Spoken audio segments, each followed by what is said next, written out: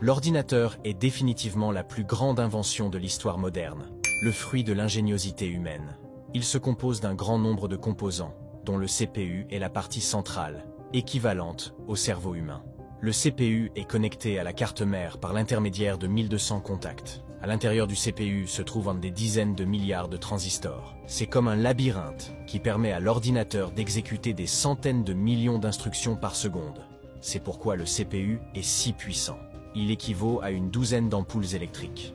Cela génère naturellement beaucoup de chaleur. Et à ce stade, un dissipateur de chaleur entre en jeu. Le liquide en circulation constante emporte la chaleur à travers les tuyaux d'eau et est finalement évacué par le ventilateur de refroidissement. L'autre grand consommateur d'énergie est la carte graphique. D'un côté de la carte se trouve le port de sortie, au centre se trouve la fente pour se connecter à la carte mère.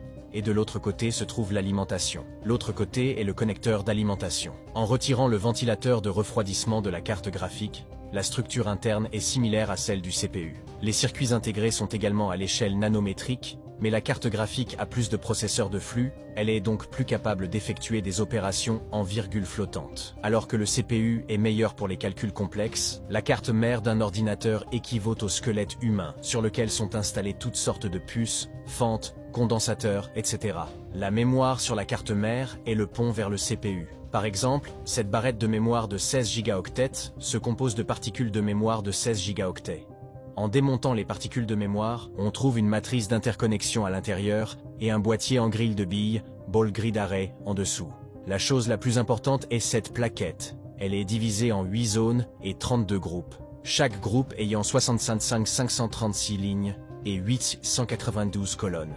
Il y a même des milliards de cellules de mémoire à l'intérieur. Et cette puce incroyablement complexe est en réalité fabriquée sur une plaquette de silicium large de 30 cm. Une plaquette fabrique généralement des milliers de puces. Bien que la mémoire soit extrêmement rapide, vous avez toujours besoin d'un disque dur pour stocker des données.